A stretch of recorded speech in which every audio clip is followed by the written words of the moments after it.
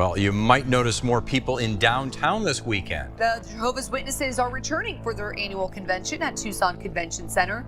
The three-day event starts today and is the conference's first time back in Tucson since 2019. Jehovah's Witnesses are continuing their annual convention right here in Bakersfield. The convention kicked off at the Mechanics Bank Arena this weekend. Thousands will head home today following the Exercise Patience Convention that was held in downtown Memphis this weekend. Jehovah's Witnesses are hosting conventions through September, and today Action News 5 Sydney Gray caught up with a few local members about why they're so excited to be back together. This is what you'll see every summer and fall if you so happen to turn on the news and wait until the filler news comes in. The Jehovah's Witnesses are back in town to celebrate their yearly convention. The format is always the same. Start by saying that the Jehovah's Witnesses are back in town. Jehovah's Witnesses are back in Bakersfield for their annual convention after a 3-year hiatus due to the COVID pandemic. Continue by saying a rough estimate of the attendance and maybe saying how it's going to boost sales of nearby businesses. 4,000 to 5,000 people were in attendance at the event on Saturday. And then an interview with almost exclusively PR representatives from the religion, directly handpicked to tell the press all about whatever the title of the convention is and how timely it is. In this society that we live in, it's instant. Everything is now.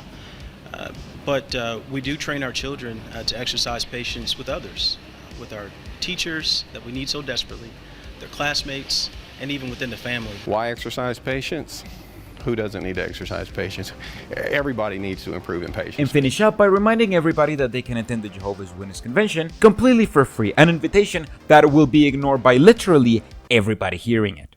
And there will be 3 other conventions in the coming weeks, and they're encouraging people to join their convention for free. We have more information on actionnews5.com. And this simple and repetitive format has barely changed throughout the years. And by now, they're used by the fact that they're validated by the media whenever they have their conventions. Because if the conventions even break the news of Satan's system of things, then their convention must be a big deal. What Jehovah's Witnesses, reporters, and viewers alike don't realize is that this is how Jehovah's Witnesses take advantage of lazy journalism. Looking for lazy reporters that are trying to fill their schedule with useless pieces to make the news become complicit in the efforts of the religion to push a squeaky clean image of nice and kind and smiley people. They have to take advantage of that to hide who they really are and to distract from the stories that actually matter. And that's not me saying it. That's their own PR department saying it in leaked videos. That meant that we were in the news cycle for some 20-25 days easy.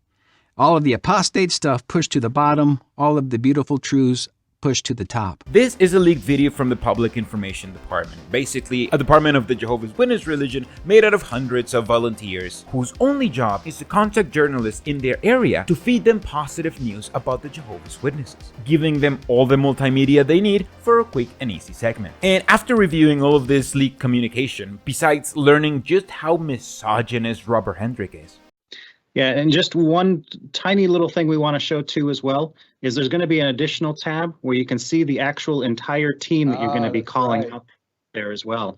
Now, I so there's that on office team, assistant. I noticed on that team you have all young, beautiful sisters as office support.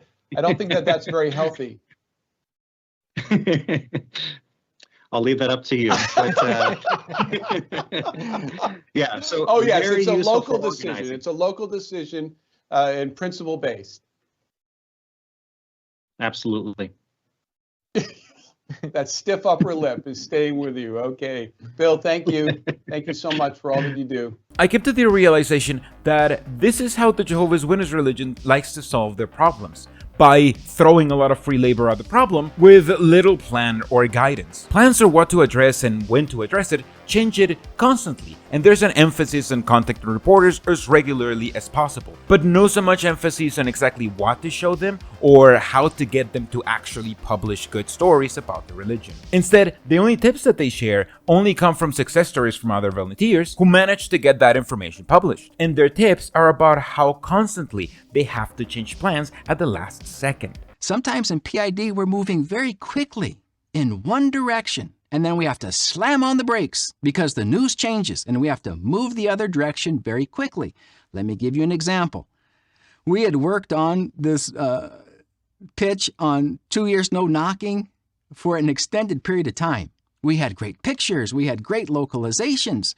And then one day, we're sitting at lunch here in Bethel. Brother Sanderson is on the television, and he says, we are going back to in-person meetings and an in-person memorial. We had to slam on the brakes and move the other direction. This is relatively new, as for decades, the Jehovah's Witness religion was an extremely secretive group who refused to mingle with the media, often lambasting it as a tool from Satan to push negative news about the religion and bring it down. But recently, the governing body, the leaders of the religion, changed their minds and decided that they needed to create a department to push good publicity about the religion to reporters. Notice, this is the direction that we got, and we were built on this. So we got this direction. Then we built PID.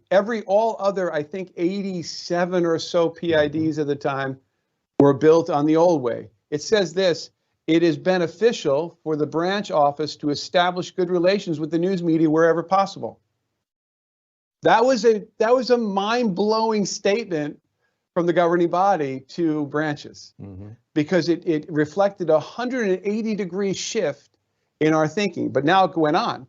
If you notice, PID should regularly provide representatives of credible media outlets, journalists, and so forth with newsworthy information. And then it said they should prepare specific localized materials for that. That was a big change. And I'd argue it's not hard to deduce why they felt like they needed that. After all, now more than ever, news travel fast, and the Jehovah's Witness religion has been facing an increasing number of lawsuits about their child abuse policy. In 2015, one of the leaders of the religion was forced to testify in front of the Australian Royal Commission about their shunning policies and how they shun anyone who they consider an unrepentant sinner, even if they're a victim or if they're a minor. But this was nothing compared to what they were about to find out once they opened an inquiry and forced the religion to release all of their documents on child abuse. And what they found was chilling. Over 1,000 cases of child abuse happening inside of their congregations, carefully documented across 5,000 documents, and not a single case had been reported to the police. And once you dig a little bit, you see why they weren't reported to the police. Jehovah's Witnesses are against doing anything that they think may stain the name of the religion, even if it's affecting them. Instead of immediately reporting any case of CSA to the cops, witnesses are instructed to go to the elders first when that happens inside of the congregation. The elders are then instructed to call the local branch, where they will look up if they are mandatory reporters in that state, and if there's any way to avoid reporting the crime to the police anyway. More often than not, they err on the side of illegality, which is why elders have also gone to jail for failing to report these kinds of cases. And if we go by the numbers shown from the Australian Royal Commission alone, we can calculate that the CSA issues inside of the Jehovah's Witness religion are proportionally larger than the issues in the Catholic Church because of this refusal to report abusers to the authorities, which only fosters abuses and empowers them to abuse of as many children as possible without ever facing consequences. And this is a huge story that needs cover-ups because the policies that protect PDF files from facing consequences are present all around the world. In fact, statistically, the same elders that are promoting the religion in the news are currently aware and covering at least one CSA case. That's why lawsuits against the religion are not rare. Currently, in the state of Pennsylvania, they've arrested over a dozen Jehovah's Witnesses involved in covering up CSA cases. If you look close enough to your region, there's probably a victim trying to get justice that simply doesn't get coverage because reporters are too busy with Jehovah's Witnesses fluff pieces. This year, the Jehovah's Witnesses are continuing their annual convention right here in Bakersfield. And that's how Jehovah's Witnesses take advantage of lazy journalism. They try to manipulate the news cycles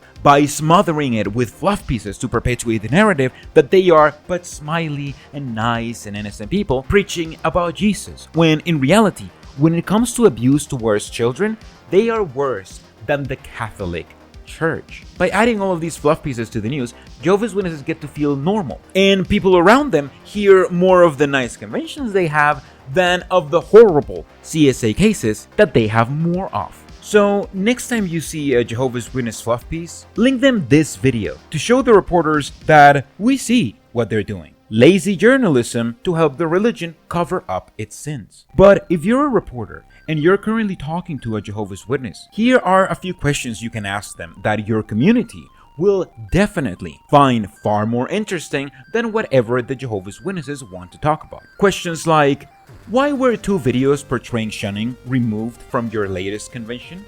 Are you planning on releasing them soon? Or, how are CSA cases handled inside your congregation? Do you make sure they get reported to the police to protect as many children as possible as soon as possible? Or, where is Tony Morris, and why was he quietly removed from the governing body? Or, even better, send in the testimony of Jeffrey Jackson, which you can find unedited in the Australian Royal Commission's website, linked below, and ask them to comment on the issues and what they've changed to address them.